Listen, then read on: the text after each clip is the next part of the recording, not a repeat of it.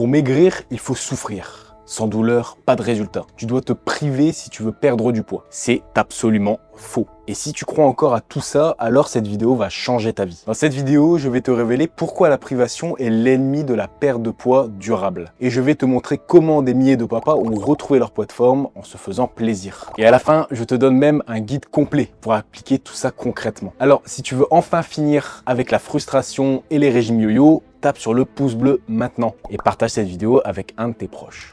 Partie 1, pourquoi la privation te fait prendre du poids. Plus tu te prives, plus tu prends du poids. Et je vais t'expliquer exactement pourquoi. Quand tu te lances dans un régime restrictif, tu perds du poids au début. C'est vrai. Les 2 premières semaines, tu perds 2-3 kilos. Tu es content et tu te dis que ça marche. Mais ton cerveau, lui, il ne comprend pas la différence entre un régime volontaire et une restriction calorique subie. Pour lui, tu es en mode survie. Et quand tu es en mode survie, ton corps active tous ses mécanismes de défense pour te garder en vie. Il ralentit ton métabolisme pour économiser de l'énergie. Concrètement, tu brûles moins de calories au repos. Les calories que tu brûlais facilement avant, maintenant ton corps les stocke. Parce qu'il se dit, on est en situation de manque, je dois économiser chaque calorie qui rentre. Ensuite, il dérègle complètement tes hormones de la faim. Il augmente la gréline, l'hormone qui te dit j'ai faim, et il diminue la leptine, l'hormone qui te dit je suis rassasié. Du coup, tu as faim en permanence. Tu ne penses qu'à ça. Tu rêves de pizza, de burger, de chocolat, ton cerveau est obsédé par la nourriture. Et dès que tu craques, parce que tu vas forcément craquer à un moment donné, ton corps stocke tout ce qu'il peut. Il se dit, enfin de la nourriture, je vais tout stocker au cas où la famine revient. Tu reprends du poids, souvent plus que ce que tu avais perdu au départ, et psychologiquement, c'est encore pire. La restriction cognitive, cette petite voix dans ta tête qui dit « non, tu n'as pas le droit », elle mène directement aux compulsions alimentaires. Plus tu t'interdis quelque chose, plus ton cerveau en a envie. C'est comme dire à un enfant « surtout ne touche pas à ça ». La première chose qu'il va faire, c'est y toucher. C'est exactement pour ça que tu peux tenir 3 semaines sans chocolat. Et puis un soir, devant la télé, après une journée stressante, tu vides une tablette entière, voire 2. Et après, tu culpabilises, tu te détestes, tu te dis que tu n'as aucune volonté. Mais c'est pas un problème de volonté, c'est un problème de stratégie. La privation crée la frustration. La frustration crée les compulsions. Les compulsions créent la reprise de poids. Et tu te retrouves à recommencer un nouveau régime, encore plus restrictif, en pensant que cette fois, ce sera différent. Mais ça ne l'est jamais. Partie 2, ce que ton corps veut vraiment. Alors si la privation ne marche pas, qu'est-ce qui marche vraiment? Ton corps ne veut pas être affamé, il veut être nourri intelligemment et il y a une différence énorme entre les deux. Quand tu nourris ton corps avec ce dont il a réellement besoin, des protéines de qualité pour maintenir ta masse musculaire, des bonnes graisses pour tes hormones et ton cerveau, des glucides au bon moment pour ton énergie, il n'y a aucune raison de stocker parce qu'il fait confiance. Il sait qu'il va recevoir ce dont il a exactement besoin. C'est le principe du carb cycling qu'on utilise chez Papa In Shape. Tu manges des glucides les jours où tu t'entraînes parce que tes muscles en ont besoin pour performer et récupérer. Tu les réduis les jours de repos parce que ton corps peut puiser dans ses réserves de graisse. Le tout sans aucune interdiction, juste de l'intelligence et de l'adaptation. Et tu sais quoi? Nos clients perdent du poids en mangeant des pâtes, du riz, des patates douces, même du chocolat noir de temps en temps. Parce que ton corps fait confiance à ton alimentation. Quand il sait qu'il ne va pas être affamé, demain, il accepte de libérer ses réserves de graisse. C'est un peu comme un compte en banque. Si tu vis dans la peur permanente de manquer d'argent, tu ne dépenses rien. Tu stockes tout. Et si tu sais que tu as un revenu régulier et fiable,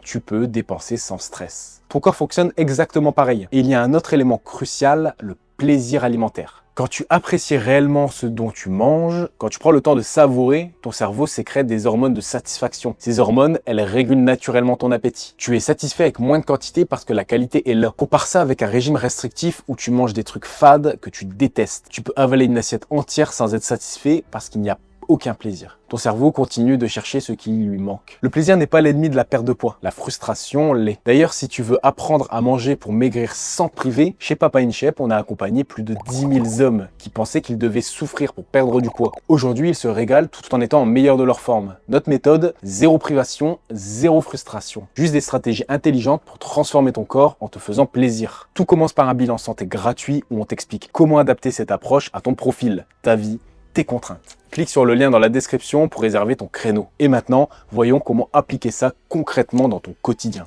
Partie 3, comment maigrir en se faisant plaisir.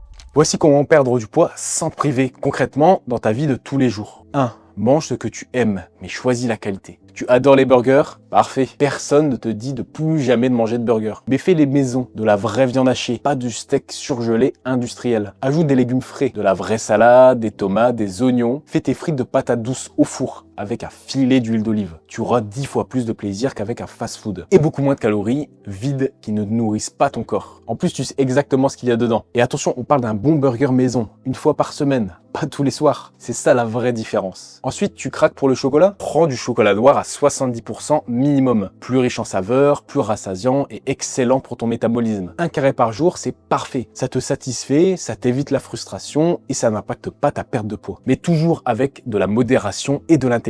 2.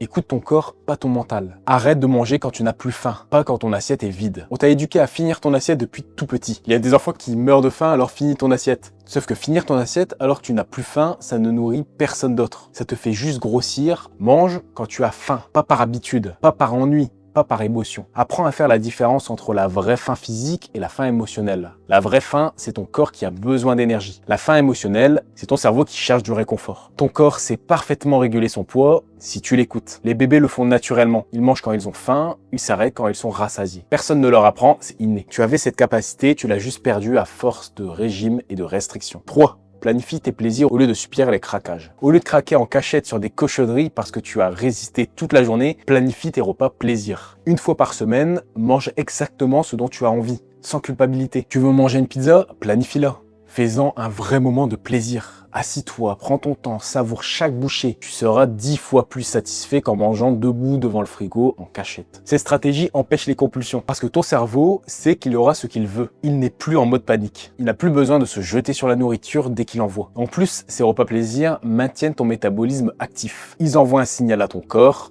Tout va bien, on n'est pas en famine, tu peux continuer à brûler. Et surtout, combine ça avec un entraînement intelligent comme le HIIT. Tu brûles des calories pendant et après l'effort, grâce à l'effet afterburn. Tu préserves la masse musculaire et tu peux te permettre beaucoup plus de flexibilité alimentaire. Parce que plus tu as de muscles, plus ton métabolisme tourne vite, plus tu peux te faire plaisir sans conséquence. D'ailleurs, j'ai créé un guide complet sur le carb cycling avec des exemples de repas. Écris guide en commentaire et je te l'envoie directement. Conclusion. Pour résumer, la privation ne marche pas. Elle active tes mécanismes de survie, ralentit ton métabolisme, dérègle tes hormones et te fait reprendre plus de poids qu'avant. C'est un cercle vicieux sans fin. La vraie solution, c'est de nourrir ton corps intelligemment tout en te faisant plaisir. C'est exactement ce qu'on applique chez Papa & Chef depuis des années. Et ça marche parce que c'est durable et que tu peux le faire toute ta vie sans souffrir. Si cette vidéo t'a libéré d'un poids, pense à t'abonner. Et si tu veux découvrir la méthode complète pour transformer ton corps sans souffrir, regarde cette vidéo sur le petit déjeuner idéal après 40 ans. Tu vas découvrir comment bien commencer ta journée peut déclencher la perte de graisse naturelle dans les meilleures conditions pour réussir.